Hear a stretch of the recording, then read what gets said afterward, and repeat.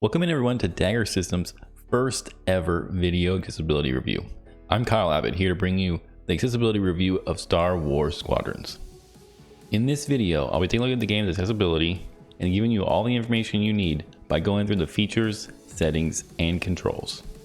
Make sure you stay to the end as I give DAGERSystem's signature review score for people with disabilities and the accessibility in Star Wars Squadrons.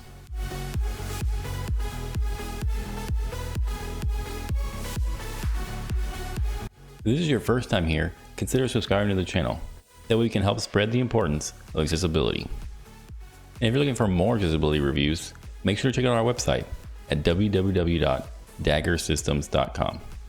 So this menu pops up right before you start the game. This narrate path to accessibility options is going to be on no matter what, even if you turn it on or off. This is for menu narration and chat. It'll narrate for you. You can do the text or voice or both. There's voice to text and text to speech. For the multiplayer aspects of the game, you can adjust the brightness. There's 3 different codes for colorblind. We have subtitles. Let's turn that on. We have small, large, and medium size.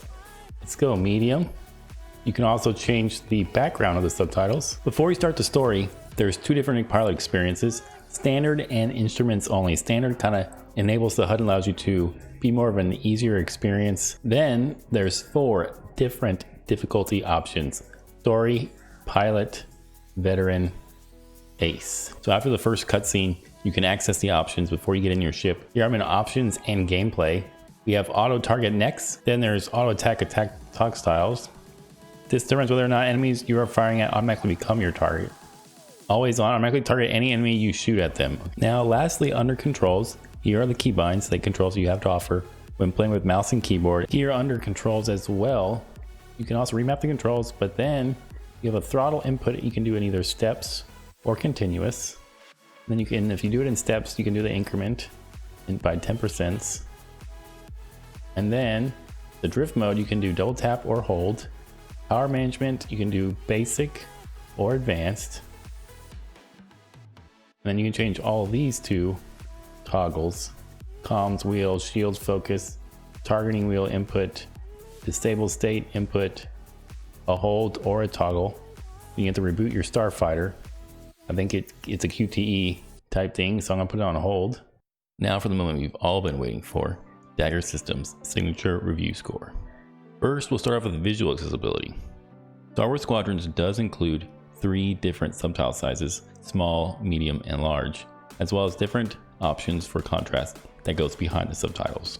There is also speech to text for when you play multiplayer, and a narration or voiceover when navigating through some of the accessibility options.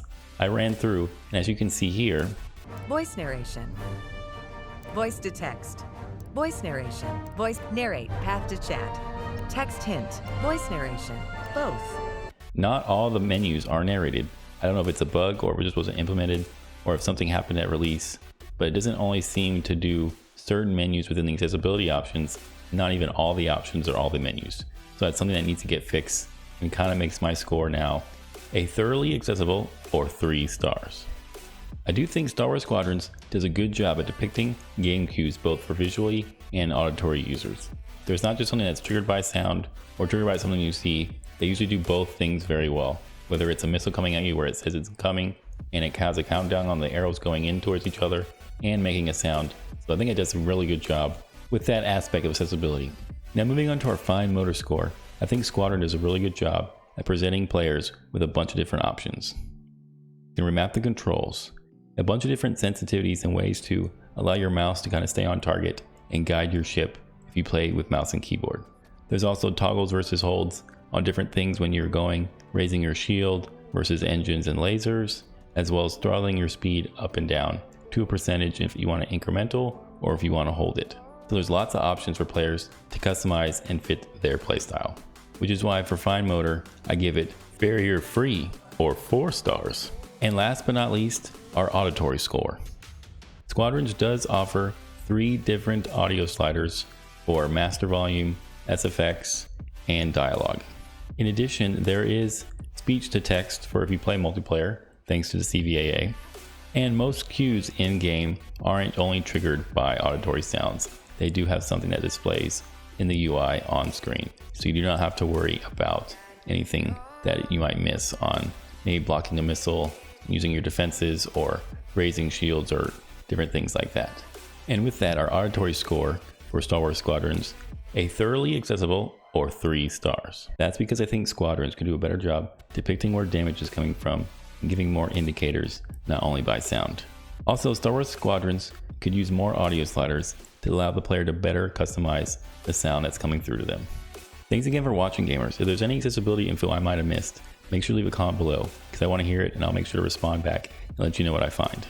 Again, if you're looking for more accessibility reviews, make sure to check out www.DAGERSystems.com. Or if you're looking for a way to donate to help us provide more accessibility reviews to gamers, definitely check us out there. That way we can continue to make gaming enabled.